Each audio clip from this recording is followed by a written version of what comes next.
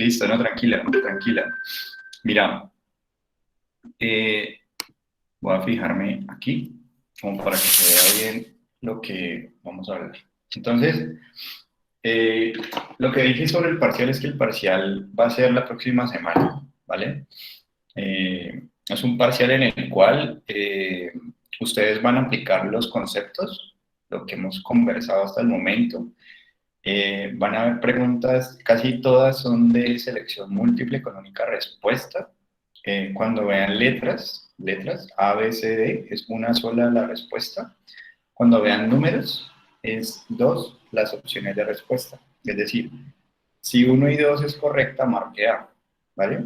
Por lo tanto, serían dos las alternativas de respuesta correcta. Entonces, siempre que vean números, piensen en que tienen que elegir dos. Y siempre que vean letras, van a elegir una sola opción. Pero siempre va a ser de A, B, C y D. Cuatro alternativas de respuesta. A veces lo dejamos en tres alternativas de respuesta. O sea, o A, o B, o C. ¿Sí? Pero en esencia, digamos que es un parcial que, como hemos estado monitoreando de si está en verde, en amarillo, en rojo, pues esperaría que a todas las personas les vaya muy bien en esa primera evaluación. ¿Cuál es la finalidad de una evaluación? Que ustedes se den cuenta de qué es lo que está quedando claro, ¿vale? ¿De qué tan claro está quedando? ¿De qué tanto, digamos que yo me he puesto a pensar sobre lo que estoy escuchando? ¿Qué tanto yo he pensado sobre lo que he leído y cosas de ese estilo? ¿Vale? Es como más un asunto de aplicación, de apropiación, para qué nos puede servir, digamos que todos estos elementos, si estudiamos psicología en este punto, digamos, de nuestra historia. Eh, entonces, nosotros hasta el momento hemos hablado de un sujeto que lo hemos visto desde tres aristas, ¿sí? Todo el tiempo hemos hablado de estas tres aristas. Una arista, una de ellas, es esta arista, es la de la verdad, que nosotros realmente no le llamamos verdad, sino que le llamamos verosimilitud. Es el discurso, por lo tanto, científico de la ciencia. Entonces, para yo poder hablar de sujeto, necesito el discurso de la ciencia, ¿vale? Sí o sí, necesito el discurso de la ciencia. Ahí hemos ubicado dos ciencias principalmente. Hemos hablado de la neurociencia y la teoría de la evolución. Es decir, que en últimas estaríamos hablando de la ciencia biológica, ¿vale? De la ciencia biológica. Para hablar de este sujeto. Pero, pues aquí podríamos incluir también dentro de la ciencia, pues a la psicología, ¿cierto? Que es la que hemos elegido nosotros para aproximarnos a este sujeto.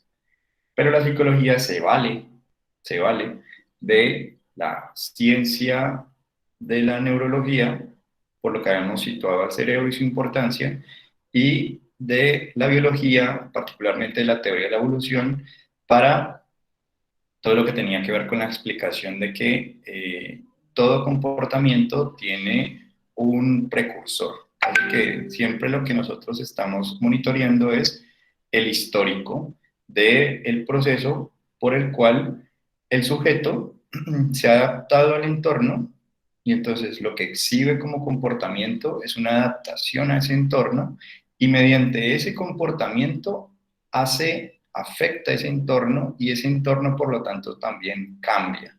Y al cambiar se da una interacción entre el sujeto y el entorno, un proceso adaptativo continuo. El ambiente se adapta a nosotros y nosotros nos adaptamos al ambiente. En ese orden de ideas teníamos el discurso de la ciencia. Otro elemento que precisábamos la sesión anterior en este discurso de la ciencia era mencionar de que una de las características que nos hacían a nosotros sujetos era la teoría, dentro de esta teoría de la evolución, Digamos que habíamos hablado, bueno, voy a poner como así, mejor. Dentro de la teoría de la evolución, ¿sí? Dentro de la teoría de la evolución, nosotros habíamos hablado entonces de especies que son altruistas, ¿sí? Aunque yo en el computador lo veo al revés, pero yo espero que ustedes lo estén viendo bien. Altruistas, ¿vale? Y cómo este altruismo es una característica de nuestra especie. ¿Qué significa el altruismo? Significa que nosotros dependemos de otros para sobrevivir. Nuestra especie es una especie altricial y como especie altricial depende en gran medida de lo que los otros son capaces de darnos, porque de lo contrario morimos. Dependemos completamente de el otro para sobrevivir. A las pocas horas, si nos dejan solos, vamos a morir. No contamos con todo el repertorio de comportamientos para adaptarnos al entorno. Somos altamente maleables, es decir, altamente indiferenciados. Si nos hablan en español, terminamos hablando español. Si nos hablan en inglés, terminamos hablando inglés. Pero no es que nazcamos hablando inglés, definidos ya.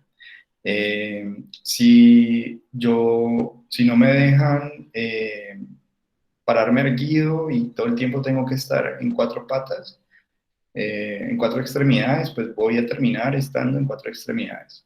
O sea, yo me voy a terminar adaptando al entorno, ¿bien? Y lo que quiero señalar aquí es que ese altruismo, en últimas, para que podamos nosotros saber qué es lo que necesita el otro, para poder leer al otro, para poder entender sus necesidades y actuar entonces con conductas altruciales, ¿vale?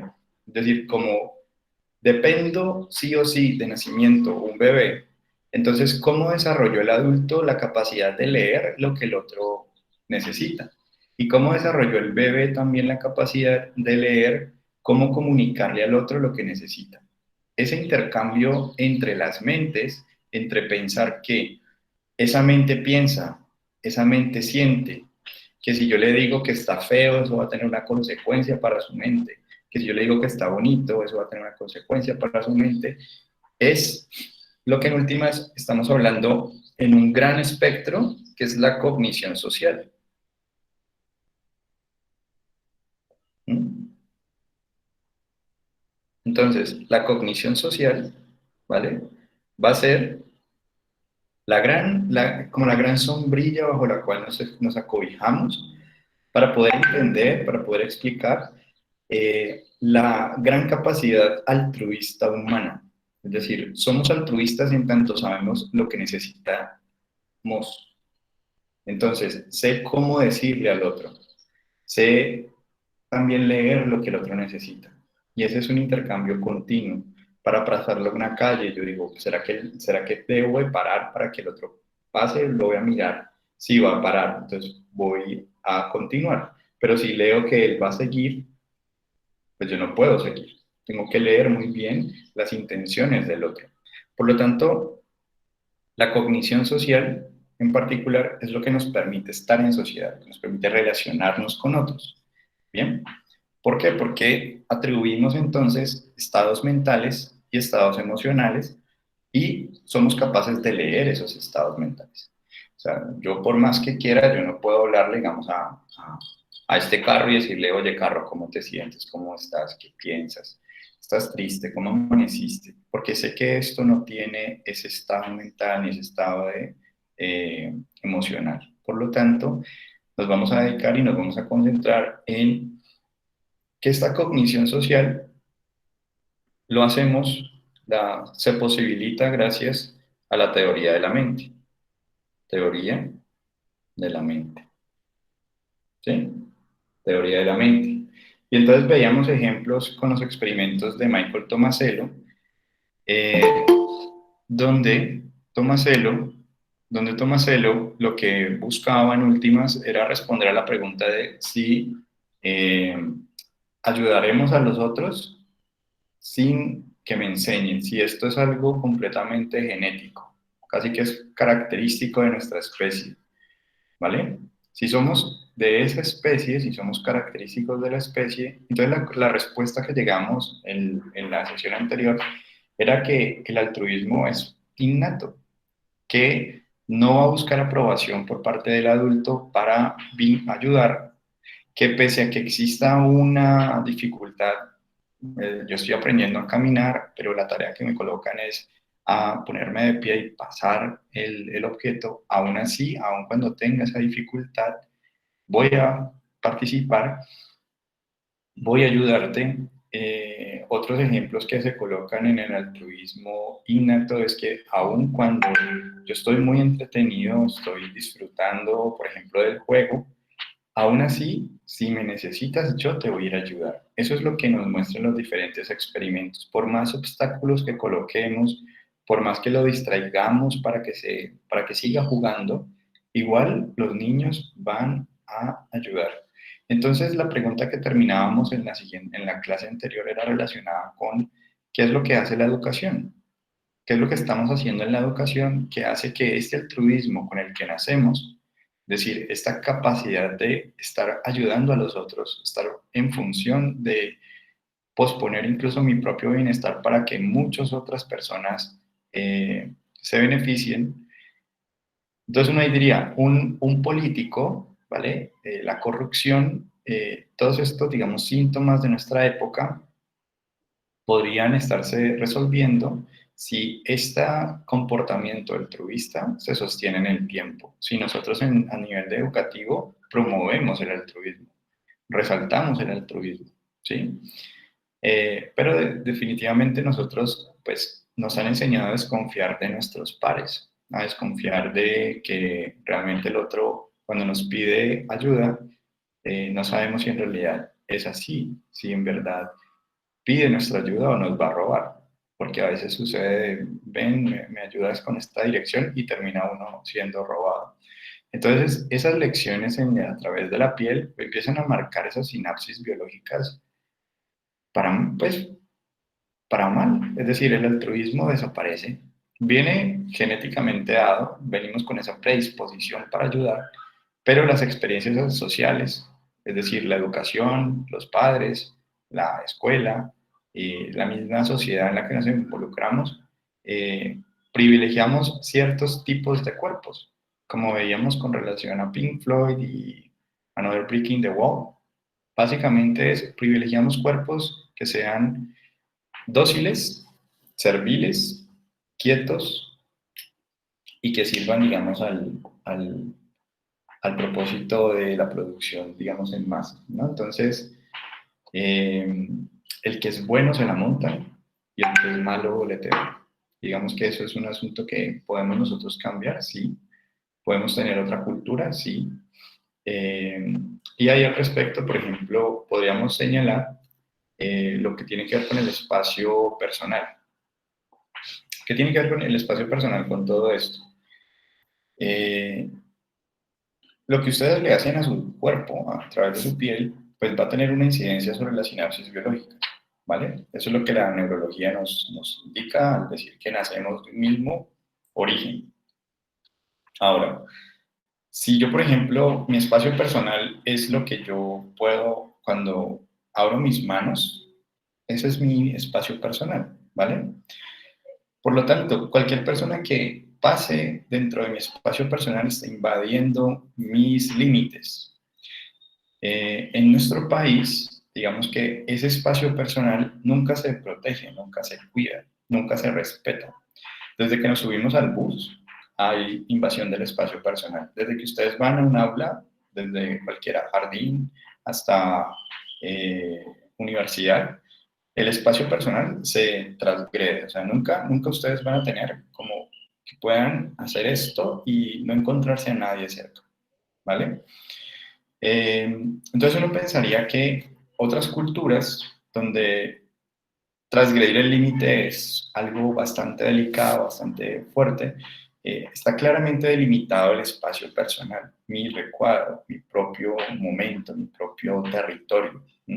Por lo tanto, si esto es mío y está en mi espacio personal, no lo voy a coger, porque está en tu espacio personal. Si lo encuentro fuera de tu espacio personal, quizás lo pueda tomar, ¿vale? Entonces, creo que también es un asunto de pensar sobre la educación y sobre cómo nosotros podemos organizar, podemos planear un tipo de educación que favorezca pues un tipo de cuerpo distinto al que estamos teniendo actualmente. ¿Bien? Y es labor, digamos, de la psicología, es labor, digamos, del psicólogo también el reconocer que lo que tiene delante, es decir, el motivo de consulta, el problema psicológico, ¿vale? De hecho, ustedes cuando se van a graduar, antes de graduarse, van a hacer un examen que se llama el examen Saber Pro. Ese examen Saber Pro evalúa competencias genéricas, pero también evalúa una competencia específica. La competencia específica que toman los psicólogos es la competencia de resolución de problemas psicológicos. ¿Mm? Por lo tanto, ustedes se van a formar 10 semestres para resolver problemas psicológicos.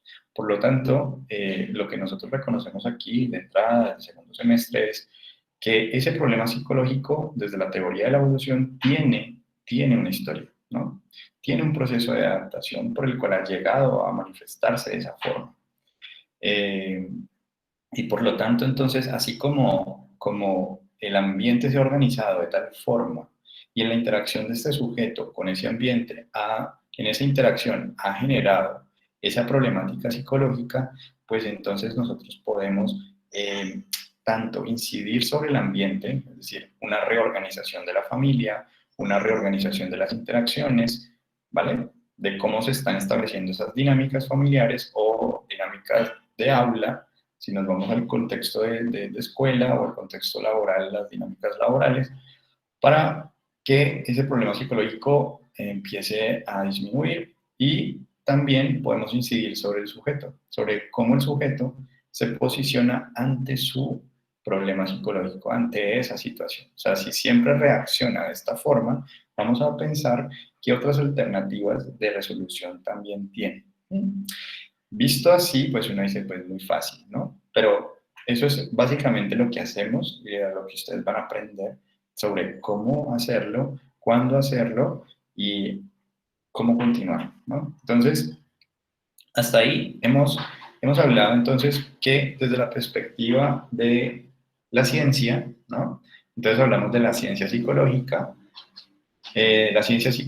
para hablar de lo que es la teoría de la mente y eh, principalmente, sí, teoría de la mente, y ciencia biológica para hablar de altruciales como especie, y entonces que somos altruistas casi que de forma genética, y de cómo mmm, ese altruismo, esa necesidad de depender de otros, de que no tendemos a hacer las cosas solos, sino que tendemos a necesitar de otros, ha llevado al desarrollo de una cognición social, de un saber, o sea, de una cognición que es conocimiento, ¿vale?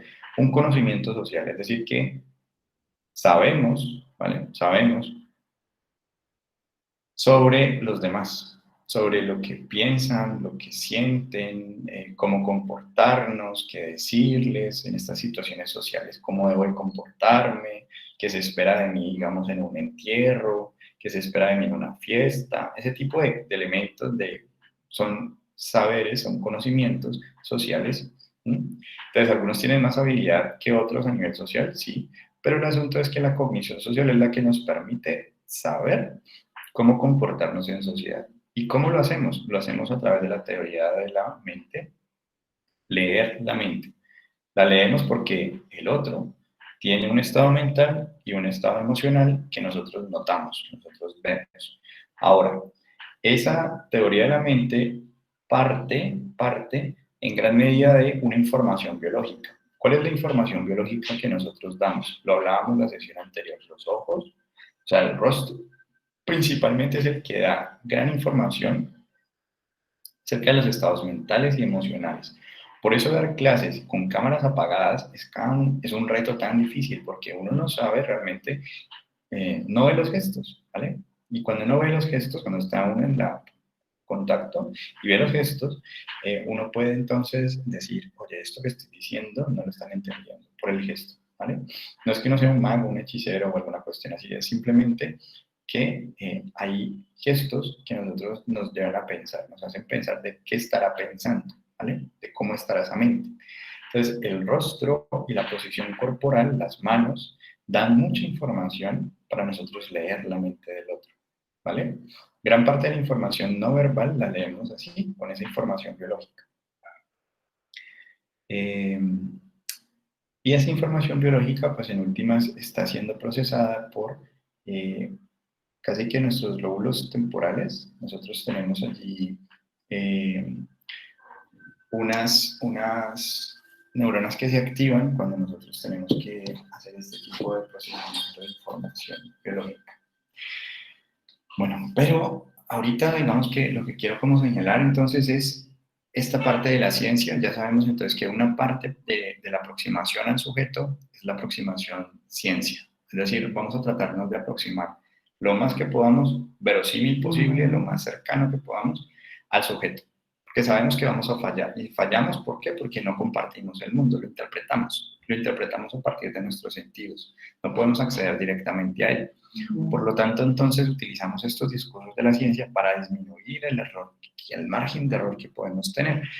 Entonces, ser sujeto implica tener un cerebro, que nos lo dice la neurociencia, implica que todo comportamiento tiene una historia, que tiene un proceso adaptativo, que básicamente es el mecanismo por el cual nosotros nos adaptamos, es la selección natural.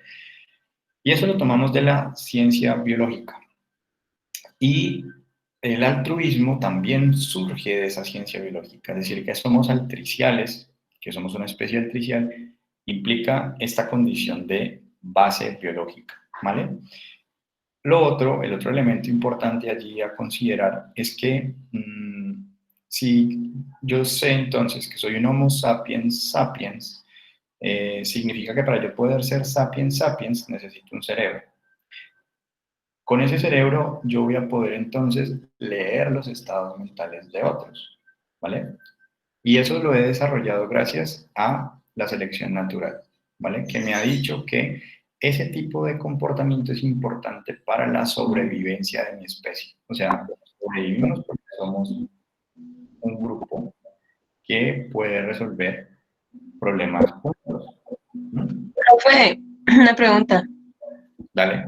Usted dijo que en la teoría de la evolución habían dos tipos de especie, la especie altruista y cuál es la otra especie entonces.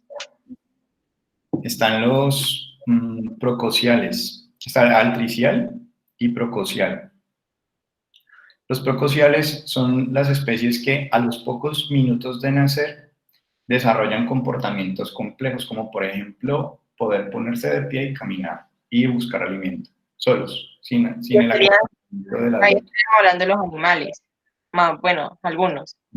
Sí, digamos que nosotros somos animales, ¿sí? O sea, el ser humano es un animal, ¿vale? O sea, desde la perspectiva de la evolución, desde la teoría de la evolución, desde la biología, el Homo sapiens sapiens es una especie que tiene, por lo tanto, diríamos, y por eso cuando Darwin pone su texto y dice el origen de las especies, lo que está planteando ahí es una bofetada, digamos, a todo el medioevo en términos de la creencia creacionista. ¿Cuál era la idea creacionista? Que había un Dios que era el origen de todo.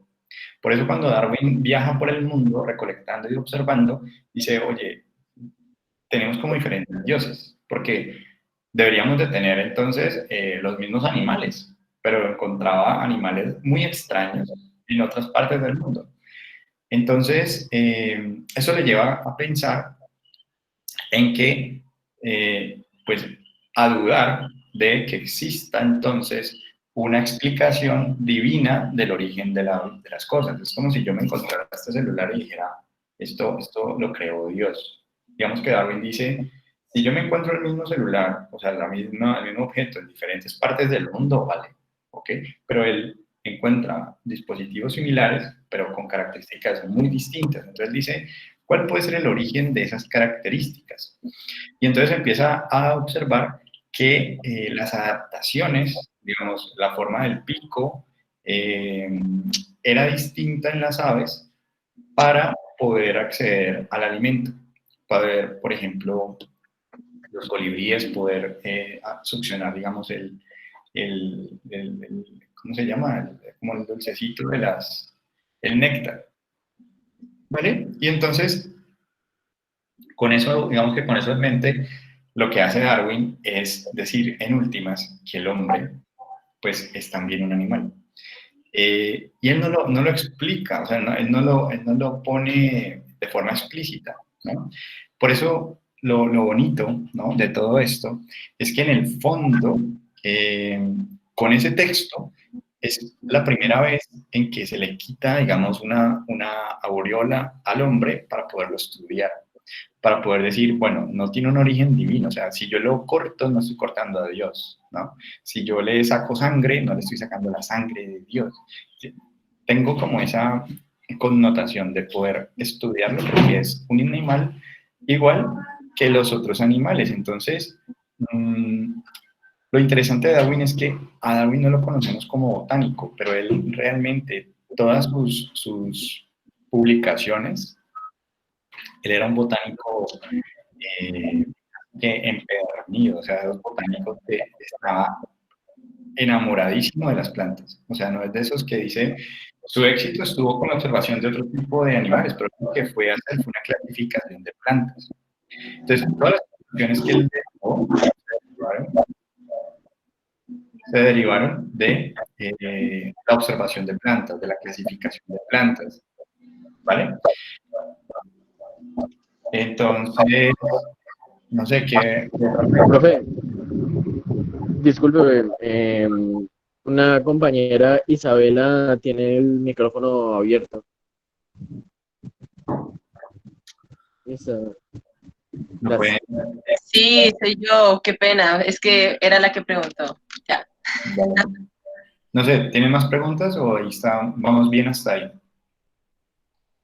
Entonces, profe, entonces uno podría decir que hay animales altruistas, no necesariamente solo el ser humano, Sí, hay especies, ¿qué especies altriciales existen? Eh, o las que dependen como de una sociedad, ¿no? Para sobrevivir, diría yo. sí, sí. Pero entonces, cuando hablamos de eso, no estaríamos hablando, ahí en esos animales habría una condición social.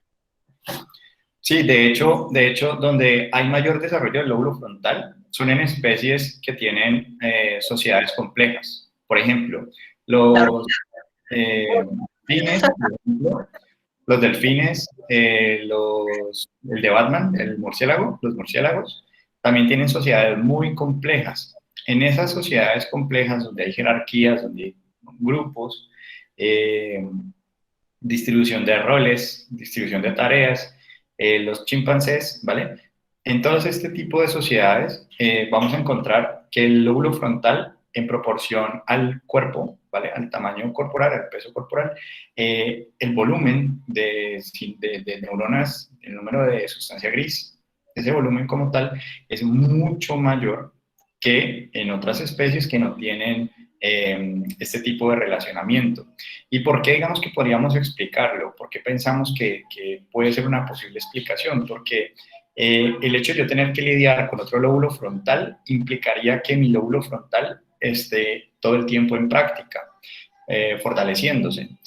Por lo tanto, cuando hablamos de teoría de la mente, por ejemplo, el hecho de un niño, normalmente dicen que desarrolla la teoría de la mente a los 3 años, pero si este niño tiene un hermano, ¿vale? Si crece con un hermano o está en continua relación con pares como tal, puede desarrollar más rápidamente teoría de la mente, porque tiene que lidiar con la mente del otro, tiene que saber leer esa mente. Entonces, entre más práctica, el cerebro es un músculo. Por lo tanto, especies sociales, vamos a encontrar allí un gran desarrollo de corteza cerebral, particularmente frontal. Porque lo que nos hace a nosotros seres humanos, y ahí digamos que ya nos empezamos como a delimitar un poco más, es el hecho de nosotros tener un lóbulo frontal, pero particularmente el que más tardíamente se desarrolla es esta corteza prefrontal. Es la corteza donde ustedes juntan los pedazos de tiempo y espacio, donde ustedes planean y donde ustedes anticipan, donde ustedes con el uso del lenguaje cobra sentido. Es como si nosotros en esa corteza viéramos el futuro y al ver ese futuro pudiéramos saber en dónde estamos y qué es lo que queremos como especie. Como individuo, obviamente, porque cada uno de nosotros, pues, va a pensar en sí mismo. Pero lo bonito de nuestra especie, como especie, es que tenemos la conducta, tenemos la adaptación, tenemos ese comportamiento, si lo queremos exhibir, de altruismo, y lo queremos exhibir es que lo traemos desde que nacemos. Es como si genéticamente, ¿vale? Hubiéramos dicho, mira, para ser un ser humano, para ser un Homo sapiens sapiens, además del lóbulo frontal, además de todo eso, que el pulgar oponible, que los ojos aquí adelante, todas esas características físicas, ¿vale? Dijéramos, hay que ser altruista. O sea, hay que, sí o sí, ayudar a otros. O sea, siempre, siempre vas a ayudar a otro, porque es la forma en la que podemos sobrevivir. Si nosotros nos comparamos, por ejemplo, con otras especies más fuertes, más veloces que nosotros, por ejemplo, en esa época, un mamut, por ejemplo, un dientes de sable, no sé, un pterodáctilo, pues vamos a tener. Dale, Dana, está bien. Entonces, nosotros vamos a tener en cuenta de que esas características, ¿vale? Esas características en suma, lo que nos llevan a nosotros es a eh, saber que juntos somos más, ¿no? Pues podemos vencer, que juntos podemos distribuirnos tareas y entonces van a haber unos que van a hacer carnada y esa carnada va a traer a la presa y otros van a cazarla. Pero todos, como individuos, cada uno tiene hambre, o sea, quiere comer y quisiera comer de primero, pero gracias a esa distribución, ¿vale? Empiezan a decir, ok, voy a posponer mi necesidad biológica en este momento por el bienestar de todos. O sea, si yo con el hambre que tengo voy y caso, en este momento voy a morir porque yo no voy a poder hacerle frente yo solo a una especie más fuerte o más veloz que yo. Pero con mi grupo, con mi comunidad, sí puedo aspirar a tener mayor probabilidad de comer, ¿vale? Entonces, eso es algo que también llevó a que nosotros pudiéramos desarrollar el lenguaje. Es decir, dentro de la perspectiva evolutiva del desarrollo del lenguaje, eh, al principio, todas las vocalizaciones, los sonidos y demás, acerca de cómo se fabrica una herramienta, que todo era gesticulado. O sea, cómo haces un hacha, cómo haces una flecha, cómo produces fuego, cómo yo, además de la experiencia biológica, es decir, mis genes, ¿vale? Yo nazco con este cuerpo, así, prun, eso es lo que viene por información genética. Pero me doy cuenta que con esa información genética no es suficiente para sobrevivir. Entonces tengo que desarrollar una experiencia social, ¿sí? Esa experiencia social es cómo hacer fuego, cómo cazar a un diente de sable. ¿Listo? Ya sabemos cómo hacerlo. Este es el procedimiento que vamos a seguir. Entonces, cuando yo nazco en un cuerpo, ¿vale? Lo que me empiezan a enseñar a través de gestos, de sonidos, de gesticulaciones, es que es el procedimiento a seguir. De hecho, hay una película que es súper, súper lenta. O sea, si ustedes dicen, no, yo soy más de Rápidos y Furiosos, pues no es una película para ustedes. Pero La Conquista del Fuego se llama. La Conquista del Fuego trata de cómo el grupo humano, el Homo sapiens, logra conquistar, logra hacerse dueño del fuego. ¿Mm? Entonces muestran como todo ese proceso, digamos, de aproximación al fuego. Ahora, nosotros podríamos decir, cuando es necesario la experiencia social, por eso, si ustedes notan, somos la especie que más tiempo pasa en la infancia.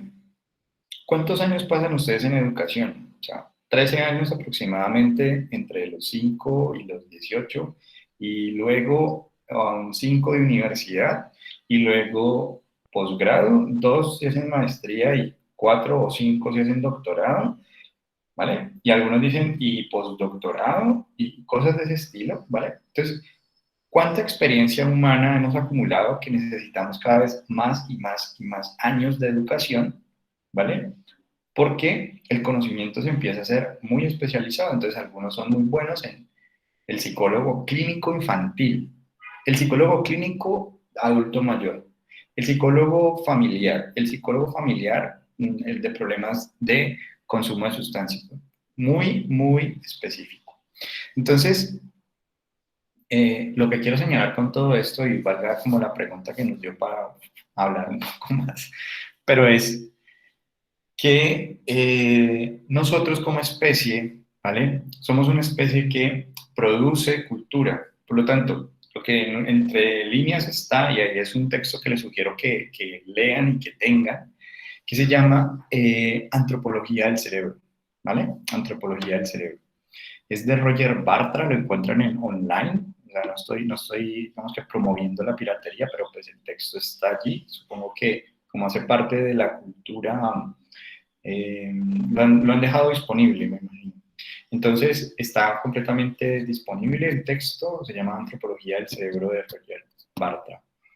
Y básicamente la hipótesis de Bartra es la hipótesis de que nuestro cerebro necesitó desarrollar una capa, un tejido, una piel. A esa piel él le llama exocerebro.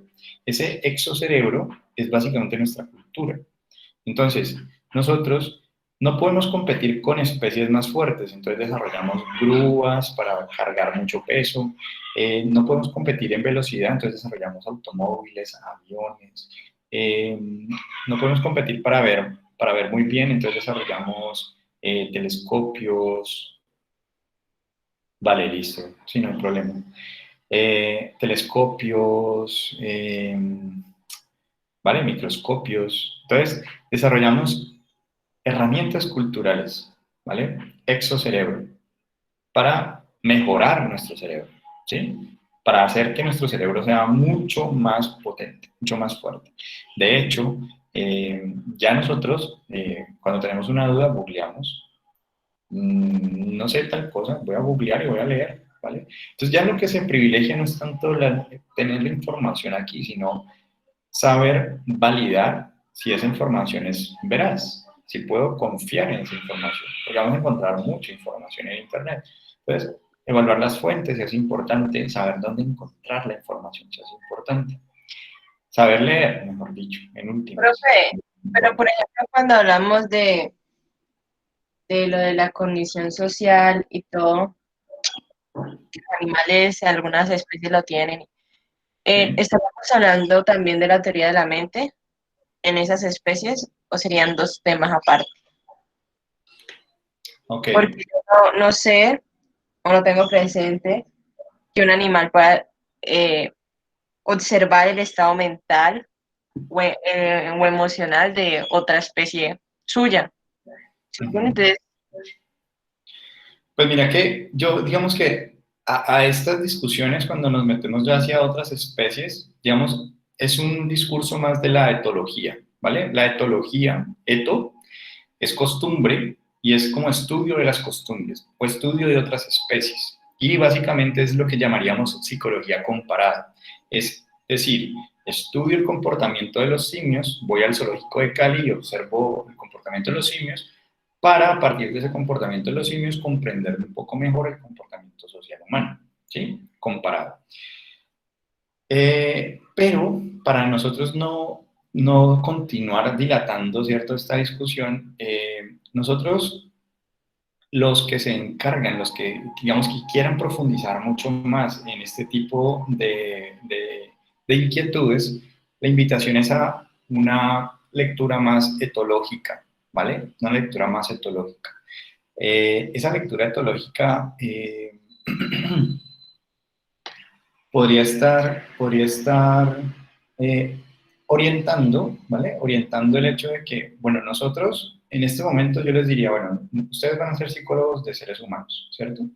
Entonces vamos a ubicarnos en los seres humanos, vamos a hablar de los seres humanos, porque de hecho uno puede encontrar, digamos, ejemplos donde, cómo hizo, digamos, una perra para alimentar a otro cachorro que no era propio, de otra especie. Eso no es un comportamiento altruista, ¿vale? Entonces ahí pueden empezar a aparecer como, ay, profe, sí, yo vi, y entonces, y eso se va a ir por esa vía, pero realmente lo importante es que tú sepas que cuando tienes a un ser humano delante, que para cuando tú vas a estudiar a un ser humano, ese ser humano, para ser ser humano, tiene que ser consciente de que es un ser humano, ¿vale? O sea, consciente de que es consciente, o sea, sabe, que sería lo que diríamos en Sapiens Sapiens, hombre que sabe que sabe. ¿Cómo hace para saber que sabe? Entonces, sabe que sabe porque tiene un cerebro, ¿vale? Y entonces ahí viene todo lo que hablábamos sobre la neurología. Soy ser humano porque soy consciente de que soy consciente, pero también soy ser humano porque puedo leer las intenciones de otros, las acciones de otros. Puedo interpretarlas, ¿vale? Tengo esas dos condiciones principalmente. Puedo hablar de muchas más otras condiciones, pero en esencia, la característica de ser sujeto implica que yo soy consciente, ¿vale? Cuando colocamos el ejemplo de Gustavo Cerati, pierdo la capacidad de ser consciente de que está pasando algo en mí, ¿vale? Pierdo la condición de sujeto. Y entonces ya no me preguntan a mí, no le preguntan a Gustavo, oye Gustavo, ¿te desconectamos o no te desconectamos? Sino que quien va a responder a esa pregunta es aquel que es consciente de algo, otro sujeto, que es su familia, su familiar, su ser querido, ¿sí? Entonces, implica por lo tanto que ser sujeto es que yo pueda dar cuenta de mí mismo, ¿vale? Por lo tanto, cuando ustedes dicen, voy a estudiar problemas psicológicos, ¿listo? Algunos problemas psicológicos implican la distorsión de la conciencia de sí. Es decir, como si mi mano no fuera mi mano, como si en mí existieran dos personas, o tres, o cuatro personas, como si en mí mi conciencia me dice que soy Dios y que tengo que matar a alguien porque es un pecador. ¿Vale? Entonces, nosotros estudiamos la capacidad de las personas para estar conscientes, de ser conscientes en un estado que denominamos salud mental, es decir, un continuo en el cual no se observan otros problemas psicológicos. O sea, casi que la definición de salud mental es la no existencia de problemas psicológicos. Porque uno diría, pues es el estado de salud. Bueno, pero ¿qué es el estado de salud? Ok, el estado de salud entonces es que yo no observe ningún problema psicológico. Y para eso utilizamos el DSM y para eso utilizamos el CIE-10. Entonces, una perspectiva es la apuesta de reconocer entonces que cómo surgió nuestro cerebro, cómo surgió nuestro comportamiento altruista, cómo surgió nuestro lenguaje, nuestra cognición, nuestros pulgares oponibles, todo eso lo explicamos desde la teoría de la evolución a través de un mecanismo que se llama la selección natural. ¿Listo?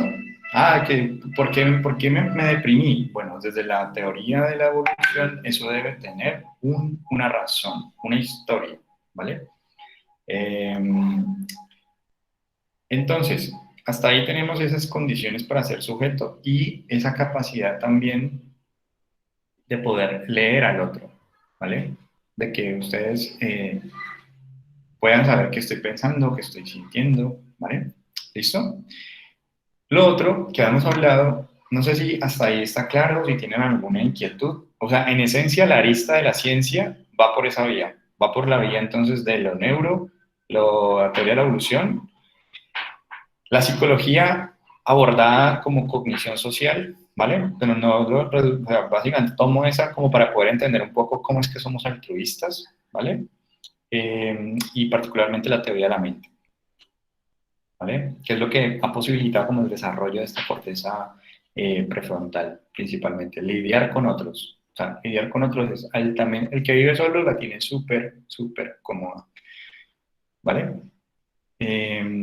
O sea, es de valientes el estar junto con alguien, ¿vale? Tener a alguien, así sea, eh, bueno, ese paréntesis ahí.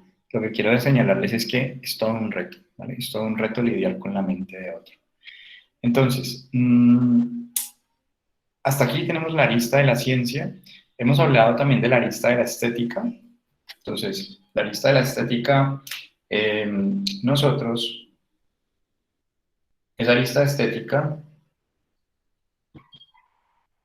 es una arista que básicamente nos permite aproximarnos también a ese sujeto, porque a veces la ciencia no nos alcanza para entender lo humano, ¿vale? Lo que significa ser sujeto, el dolor, el sufrimiento, la tristeza, etc. Por lo tanto, usamos el discurso de la estética, que es el discurso en últimas de la expresión humana a través de la música, a través del arte, de la pintura, el baile, y entonces podemos a través de esos otros usos, ¿vale? Otras expresiones, aproximarnos también a ese sujeto. Entonces, ustedes, la invitación es a que sean y consuman elementos estéticos, porque van a requerirlos en algún momento para poder ayudarle al otro a palabrar lo que le está pasando. Que no sé cómo decirlo. Bueno, yo tengo un texto, te lo voy a leer, este fragmento, mira esta pintura, mira esta canción, mira este fragmento de película, documental, etc. Muy similar a lo que hicieron al principio, compartiendo todos sus frases y sus lecturas, sus experiencias estéticas más importantes, ¿vale? Y la última arista, que es la arista que tenemos acá, ¿vale? Es una arista que es básicamente la arista de la libertad, ¿vale? Entonces, ¿qué quiere decir la arista de la libertad? Cuando nosotros hablamos de libertad, yo les pregunto a ustedes, libertad, creo que libertad les queda mejor verla así.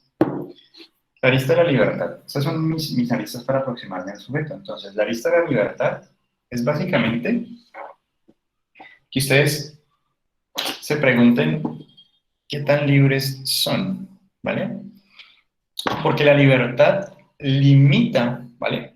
El grado de libertad, o sea, la pregunta que ustedes se tienen que hacer es, ok, las otras personas con las que yo me relaciono, con las que yo interactúo con frecuencia, ¿potencian toda mi libertad o restringen mi libertad? ¿Sí? Entonces, un sujeto que está en unas condiciones, entonces vamos a ponerle condiciones a este sujeto. Un sujeto, ya entendemos el discurso de la ciencia, el discurso de la estética, ahorita vamos a mirar el discurso de la libertad, como una variable que puede casi que delimitar el nivel de desarrollo de una persona, el grado psicológico, el grado de su cognición, el grado de desarrollo de su lenguaje, el grado de desarrollo motor, ¿vale? Todas las esferas, digamos, del desarrollo, ¿listo? Pueden estar limitadas por la libertad. Y entonces aquí vamos a entender un poco si el discurso de la ciencia, ¿vale? El discurso de la ciencia, cuando ustedes van a hacer control de crecimiento y desarrollo, los que alguna vez han tenido la oportunidad de asistir, escuchar qué pasa en ese crecimiento y desarrollo, básicamente lo que se hace es una medida antropométrica, es decir, se toma el perímetro cefálico, se pesa al niño, se talla al niño, cuánta estatura tiene, cuánto pesa, cuál es su perímetro cefálico, para una edad cronológica particular. Y entonces, si el niño está a nivel nutricional en una ubicación adecuada, pues diríamos que hay un buen desarrollo, un buen pronóstico para ese niño, ¿vale? Pero además el niño también tiene que hacer unas actividades, unas tareas. Entonces, por ejemplo, el niño tiene que caminar en línea recta, se pone una línea que se traza y se le pide al niño que camine en línea recta por ahí. Si el niño no puede hacerlo, entonces hay un retroceso en el desarrollo, hay una imposibilidad. A esa edad él debería ya de caminar por una línea recta. Ese es el discurso de la ciencia, ¿vale? Ahora, ¿cómo metemos el discurso de la libertad allí? Es el hecho, ¿vale? Es el hecho de que el niño que tenemos en la situación que acabamos de describir, donde el peso, talla y todo lo demás está acorde, ¿vale? Pero es un niño que puede ser de un estrato muy alto, ¿vale? Un estrato 6, supongamos, ¿vale? Donde todo lo científico dice que está bien, ¿vale? Pero los papás mantienen súper ocupados, se la pasan en clases todo el tiempo, se la pasan en labores profesionales todo el tiempo, y está a cargo de una silla Fisher Price. O sea, tiene un gimnasio para él solo que cuando él presiona hace un ruidito, que cuando él mueve suena, y que cuando hace así se prenden lucecitas, ¿vale? Y esa es la experiencia que se le brinda al niño, ¿vale? Esa es su libertad. ¿Listo? Situación 1. Situación 2. Tenemos al niño que los papás pues no tienen la posibilidad de darle esa experiencia, pero lo dejan que gate por toda parte, mejor dicho. Ustedes cuando van al centro y ven los niños gateando por ahí por la calle, cogiendo basura, ¿vale? Es una experiencia completamente distinta, ¿vale? Pero entonces la pregunta es, ¿cuál de los dos niños va a tener mayor, ¿vale? Mayores experiencias, variadas experiencias? Es decir, su cerebro, que está en estos momentos como una esponja, ¿qué tanto ese niño va a poder desarrollarse un poco más rápido? ¿Mm? ¿Qué tanto ese niño va a poder entonces alcanzar esos hitos del desarrollo? Entonces aquí la pregunta es si tenemos un niño que lo dejan libre, ¿vale? Libre completamente, o sea, explore, ¿vale? Conozca el mundo, va a perseguir gallinas y va detrás de las gallinas y luego encuentra una lombriz y la coge. Todo ese tipo de cosas, ¿vale? Todo ese tipo de cosas son experiencias muy diversas, muy variadas, que en últimas, y eso es algo que hablamos creo que en la segunda o tercera clase, donde cuando nosotros amamantamos, nuestra cultura, digamos que carga el bebé y lo tiene aquí en brazos, ¿cierto? La madre deja absolutamente todo lo que tiene que hacer para dedicarse exclusivamente a esto. En el caso de los indígenas, los bebés van a la espalda, van amarraditos acá, y la madre sigue sembrando, cultivando, recogiendo, recolectando, haciendo todo, y toda esa experiencia espacial o sea, el bebé lo único que ve aquí es el rostro de la madre, ¿vale? Mientras que acá tiene toda la perspectiva de todo lo que está pasando, más los cambios fruto de las acciones. Entonces la madre se agacha, ¿cómo cambia? La madre se para, ¿cómo cambia? ¿Vale? La madre gira, ¿cómo cambia? Toda esa experiencia está aconteciendo, ¿vale? Entonces, el discurso de la libertad es para que nosotros simplemente lo pensemos así. Es necesario que la libertad se coloque dentro de esa ecuación para entender al sujeto, porque vamos a tener diferentes cuerpos, ¿vale? Recordando el discurso de la ciencia de que lo que le pase a la piel, lo que le pase a través de la piel, pues va a marcar su sinapsis biológica. O sea, lo que decíamos, sinapsis social, sinapsis biológica, pues está condicionado, está delimitado, ¿vale? Por el grado de libertad que tenga ese sujeto, ¿vale? Y volviendo al ejemplo del crecimiento y desarrollo, si a ese niño lo ponen a caminar por una línea recta y no puede, pero yo estoy regañando a la mamá porque el niño no pudo caminar por ahí, pero luego lo veo, digamos, haciendo equilibrio sobre una barrita afuera del consultorio, eh, pues vale, ¿no? O sea, está haciendo la misma actividad, pero es que a veces se nos olvida que las tareas es como si las pusiéramos descontextualizadas.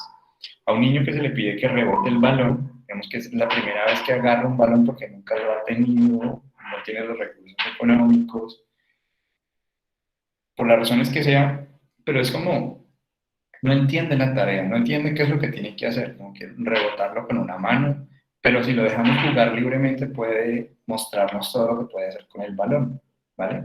Entonces a veces el uso de la libertad, no, a veces no, el uso de la libertad, sin el a veces, el uso de la libertad va a determinar el grado de desarrollo de ese cerebro, de ese sujeto, ¿vale?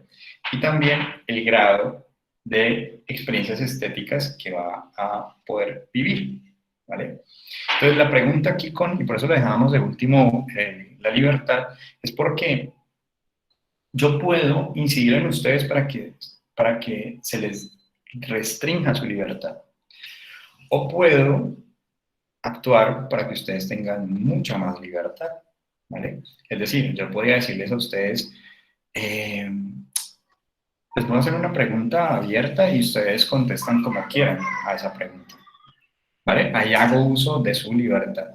O les digo, no, solo va a ser de una sola forma, ¿vale? Todo eso va a oscilar. O sea, nosotros no podríamos vivir en una sociedad completamente libre. O sea, cada uno hace lo que quiere, ¿no? Porque eso ya no sería libertad, más si nos iríamos a una situación como de libertinaje, ¿no? Como que una anarquía total. Lo que estoy tratando de plantear aquí con ustedes es que yo tengo que reconocer que lo que yo hago restringe al otro o posibilita el desarrollo del otro. Entonces, ustedes tienen que estudiar cuáles son esas condiciones que han restringido, es decir, bajo qué condiciones, cuáles son esas condiciones que han limitado el desarrollo, ¿vale? Que han restringido la libertad de la persona. Y estudiar muy bien, porque a veces las personas que son víctimas solo ven lo malo, lo negativo, es como si no pudieran ejercer su libertad, ¿vale? Para elegir. Es como solo se concentran en lo que no está bien. Entonces, a veces también para el estudio de este sujeto, nuestra tarea también es mostrarle las otras posibilidades que puede tener, distintas a las que ha considerado anteriormente, ¿vale? Las personas tóxicas, las personas dañinas, restringen la libertad. Entonces, la elección de un cambio de esas personas por unas personas que posibiliten desarrollo, que te nutran, ¿vale? Pues es a lo que le apunta esa arista de la libertad. Entonces, en últimas, para resumir, porque lo que vamos a hacer es que espero que tengan crispetas, porque vamos a ver una peli. Y con la situación, ¿vale? Con la situación de que, voy a dejarlo así, la libertad, en últimas, es que ustedes, cuando estudian a los sujetos, fíjense qué tan libres son esos sujetos. Háganse esa pregunta. Profe, pero cuando hablamos de libertad, ¿de qué arista estamos hablando? O sea, hay tres aristas, la de la verdad, la estética y la otra, la de la libertad. ¿Ok? Sí, ajá. Pero entonces recuerda que la de la verdad, ¿vale? La llamamos verosimilitud. ¿Acaso van a terminar la clase? No, me demoro. Verosimilitud, Ah, vale, profe. ¿vale? La verdad es cuando hablamos lo de las ciencias, ¿no? Lo de las teorías evolutivas y todo. La de la libertad es cuando estamos hablando de que el sujeto, pues, como su nombre lo dice.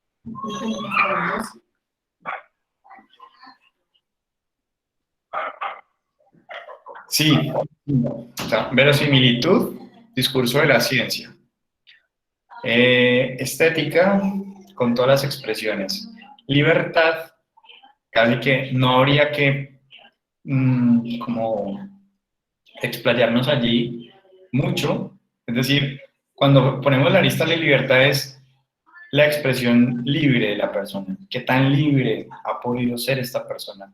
¿Qué ha restringido su libertad? Porque eso nos va a permitir entender por qué termina siendo así desde el discurso de la ciencia. ¿Bien? O sea, cuando ustedes lo estudian, ustedes dicen, ok, voy a aplicar el discurso de la ciencia. Entonces, a nivel psicológico, hay un deterioro cognitivo, supongamos, ¿vale? Hay un retroceso cognitivo o tiene una dislexia, no puede leer, ¿vale? Eso es aplicar el discurso de la ciencia para ese sujeto. Cuando ustedes miran el discurso de la libertad, entonces ustedes van a empezar a pensar en qué factores pudieron haber limitado el desarrollo o imposibilitado que eso hizo que esta persona tuviera esa imposibilidad para leer, ¿vale? Y cuando hablamos de la estética y las expresiones, Y cuando hablamos de la estética y las expresiones estéticas, es que muchas veces esos sentimientos asociados, normalmente cuando se presenta una dislexia, hay asociada ansiedad o depresión o problemas de comportamiento. O sea, pueden aparecer otros trastornos asociados, pero en último lo que te quiero decir con el discurso de lo estético es que ese discurso de lo estético te puede ayudar entonces a que esa persona que tiene dislexia pueda sentirse, pueda palabrar, pueda mencionar cómo se está sintiendo. Ejemplo, tú le colocas una película a una persona con dislexia, como todos los niños son especiales, ¿vale? Esa es una película que si no la han visto, yo estaba entre ponerles la película que vamos a ver ahora o todos los niños son especiales, pero vamos a empezar por la que vamos a ver a continuación. Pero si tú le pones todos los niños son especiales, va a ser una muy buena manera de ver cómo una persona fuera de sí mismo, ¿verdad? Yo tengo dislexia, pero veo a otro que también tiene dislexia y veo cómo él resolvió la situación, las diferentes situaciones por las que está pasando, donde le hacen bullying, donde lo expulsan de los colegios, donde los papás le dicen que por qué es tan bestia, pues que por qué no estudia, todo ese tipo de cosas, ¿vale? Van a permitir que tú a través de la experiencia estética puedas hacer un puente con el niño para entender lo que le está pasando y para que haya una alianza terapéutica. O sea, favorece mucho finalmente el discurso de la estética es tejer un puente, hacer puentes entre los dos para que puedas ayudarle al otro a entender mejor su situación personal. Y tú a poder entender mucho mejor la situación personal de él. O sea, tú, digamos, dices, yo creo que él debe estarse sintiendo así, ¿vale?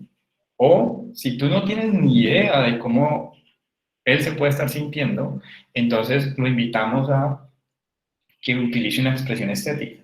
Bueno, ¿conoces alguna canción que me ayude a entender un poco cómo te estás sintiendo? ¿Conoces alguna película que me ayude a entender un poco cómo te estás sintiendo? ¿Conoces algo? ¿Vale? Va como en esa línea de tratar de aproximarnos al sujeto, tratar de entender a ese sujeto.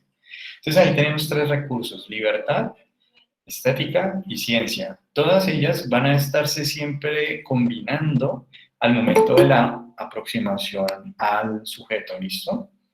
¿Vale? ¿Qué otras inquietudes tienen? Profe, entonces la estética viene siendo otra arista.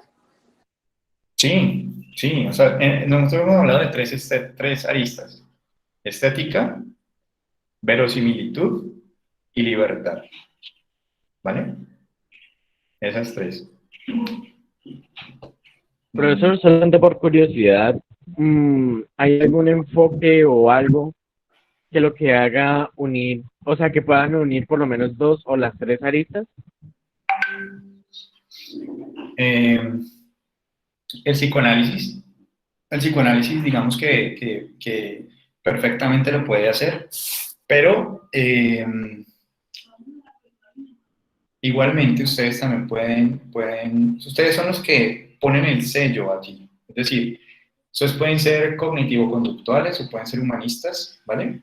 Que cualquiera de los enfoques, ustedes van a poder decir, ok, libertad en esta situación particular de esta persona, cuando la estudio, ¿qué está restringiendo su libertad? ¿Yo cómo estoy potenciando su libertad?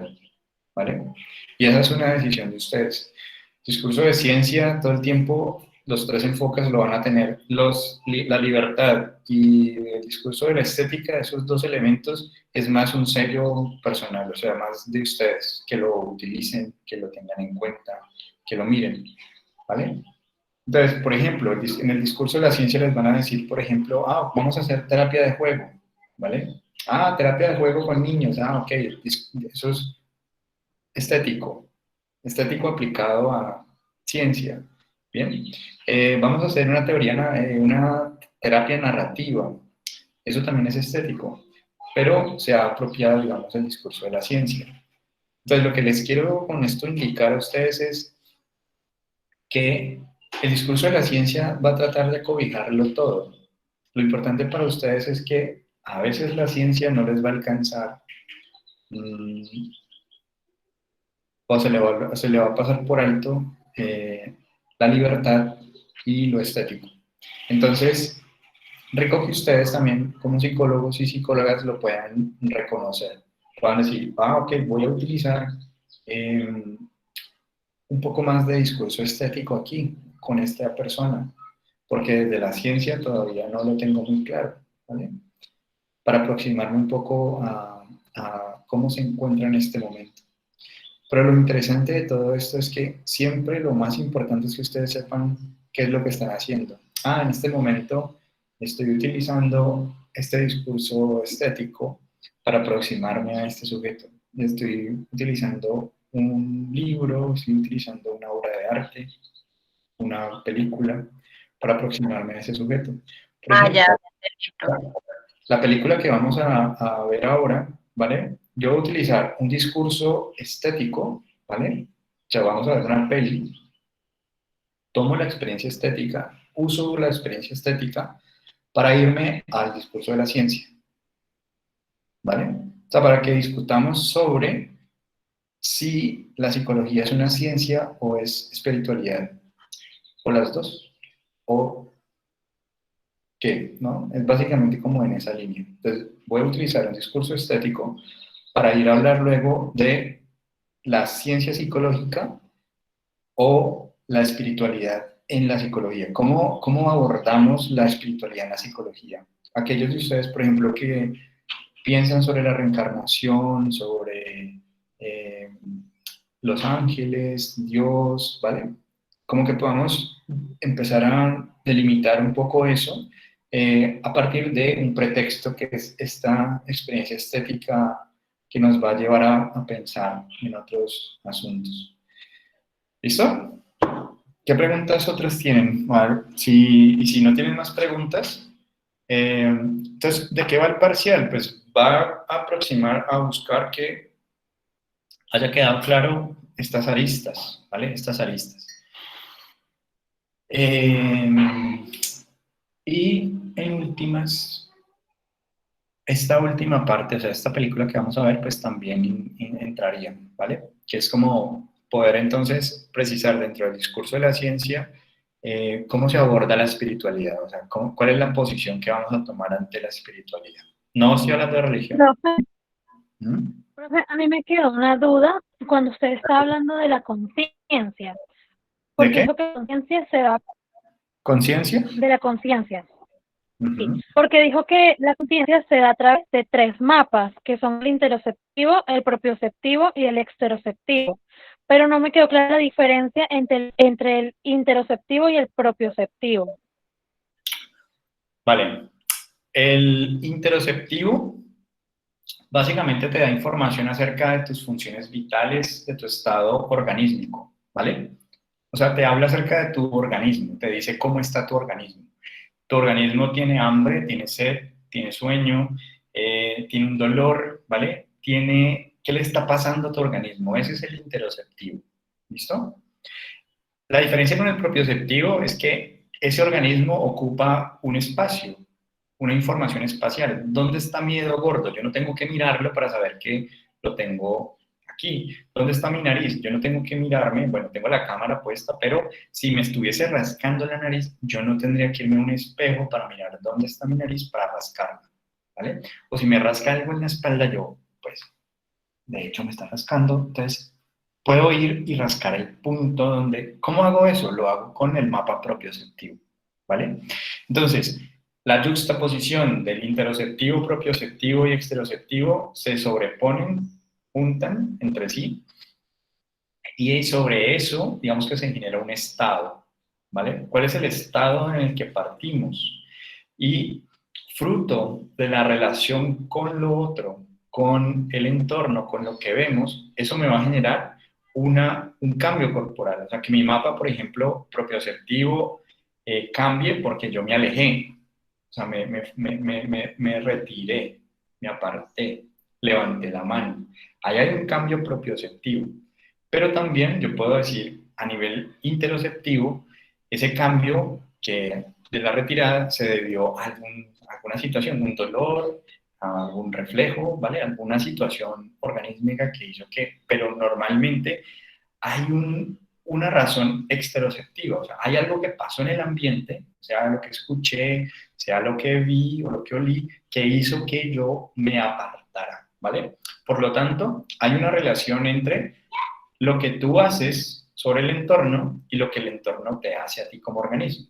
Por lo tanto, cuando a ti te preguntan cómo estás, la respuesta a eso es la juxtaposición de todos los mapas para dar esa respuesta. Entonces tú evalúas lo que está pasando fuera y lo que está pasando adentro y cómo está tu organismo a nivel espacial y dices, ok, no tengo ninguna tensión, estoy bien, no me duele nada, no tengo, pero lo haces súper rápido, no es que vayas haciendo pues, simplemente tienes una conciencia, una sensación de que estás bien. Entonces tú respondes, bien, ¿listo? Ese es tu primer estado, pero si hubiese algún cambio, supongamos que súbitamente, por ejemplo, empieza a ladrar un perro, como ahora, yo digo, me acuerdo que no tengo perros en mi casa, entonces, listo. Digamos que, ¿cómo estoy? ¿Vale? Todo el tiempo, en función de lo que va pasando, pues va a irse dando cambios y cambios y cambios en esos mapas que se juxtaponen. Por eso cuando el gato peleaba con el espejo, peleaba porque no pueden hacer la juxtaposición de mapas. Él ve otro gato y siente su cuerpo, pero como si fueran cosas separadas, ¿vale? Como son cosas separadas, pues peleo con lo otro, ¿no? Nosotros, como seres humanos, lo juxtaponemos y sabemos que la imagen en el espejo somos nosotros, ¿bien? Entonces, la conciencia, pues, se origina, se genera sobre este estado corporal ante los eventos que están pasando a nuestro alrededor.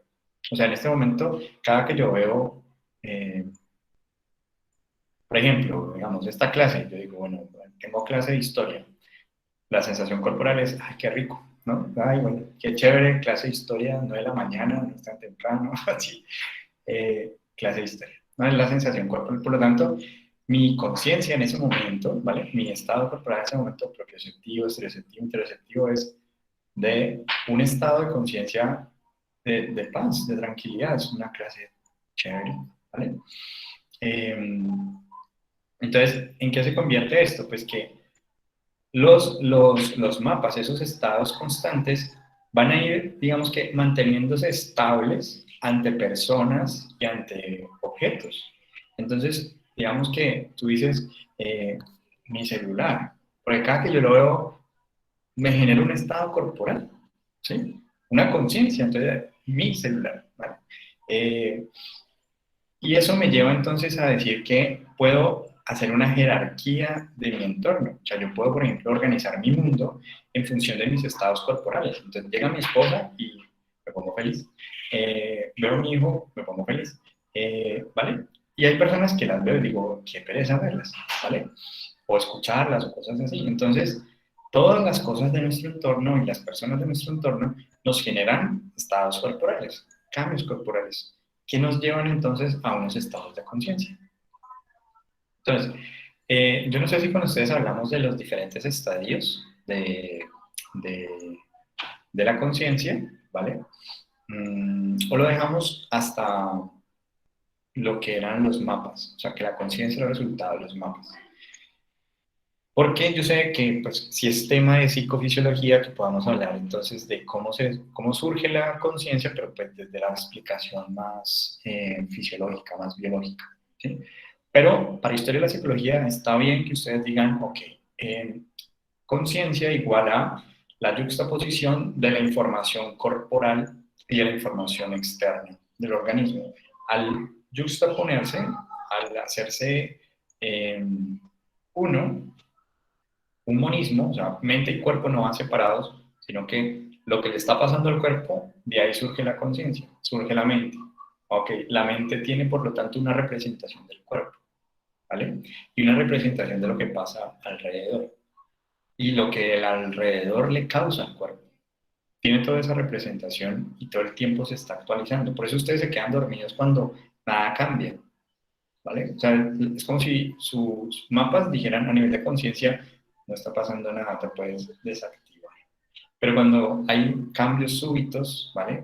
Empiezan a cambiar el tono de la voz, hay un ruido súbito, la posición corporal cambia porque, digamos, la silla en la que estaba sentado se movió súbitamente, se golpeó, se rompió, etc.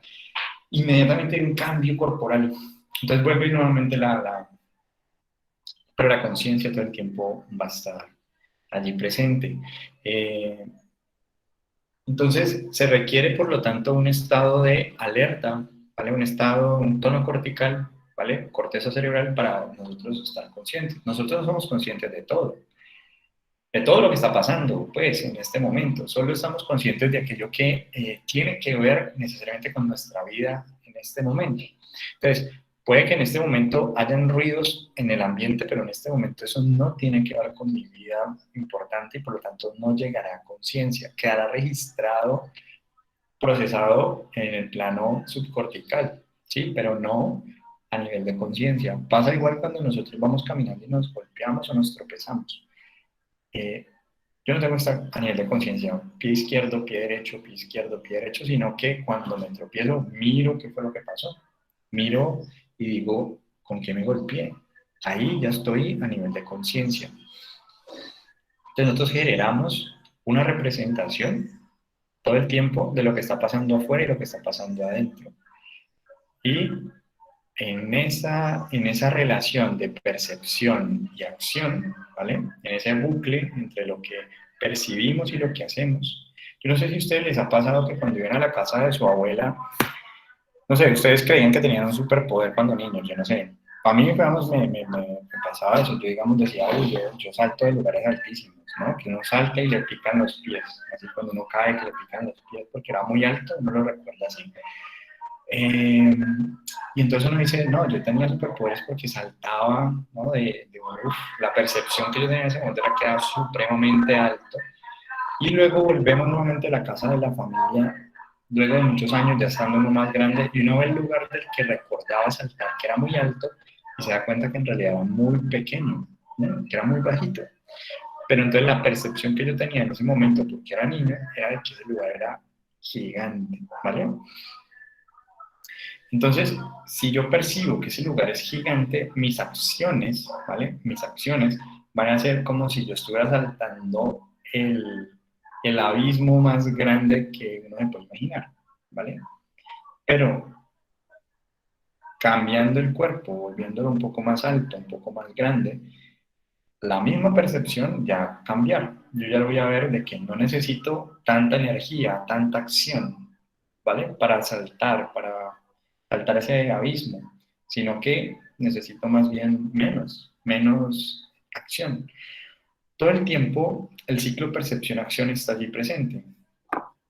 Alcanzar algo, tomar algo con la mano, pues es un ciclo. Yo lo veo en un lugar, mando mi mano. Entonces, percepción, acción. Si yo lo percibo y me hago la acción y descacho, digamos, hago esto y no lo cojo, entonces implica un ajuste en la percepción. O sea, lo vi en un lugar, pero resulta que no estaba en ese lugar. Tengo que volver a mirar para ajustar nuevamente la acción. Cuando yo lo logro agarrar, yo podría luego ajustar nuevamente la percepción para futuras ocasiones en las que vea objetos en una posición similar. Entonces, nosotros todo el tiempo sacamos es como estadísticas de los lugares, de las cosas, del largo de nuestro brazo. Entonces, a medida que va cambiando nuestro cuerpo, también necesitamos hacer ajustes. Los bebés, digamos, sentados por su cabeza grande, se van a ir, el peso de la cabeza los va a llevar hacia atrás. Pero a medida que su cuerpo va cambiando, ya digamos que ya no necesita acciones de ajuste para que no se caiga la cabeza ni nada, sino que las acciones ya van a ser pues distintas, ¿vale? Entonces, es importante entender pues que la conciencia como tal se deriva de esa información del cuerpo, ¿vale? ¿Qué le está pasando a mi cuerpo? Y eso que le está pasando a mi cuerpo le está pasando porque está en un ambiente, o sea, está con otras personas o con otras cosas, con una temperatura, etc. Entonces, yo en función de lo que voy viendo, voy notando cómo mi cuerpo cambia en esencia. Entonces, mi conciencia surge de ahí. ¿Vale? No sé qué otras inquietudes hay. Ya me quedó claro la duda, profe, gracias. Vale. ¿Ya no hay más inquietudes? Bueno, entonces, No, señor. listo. Yo, pues por derechos de autor y todo ese tipo de cosas, voy a dejar de grabar esta parte porque ya lo que vamos a ver es la peli. Los demás pueden, voy a tener la grabación.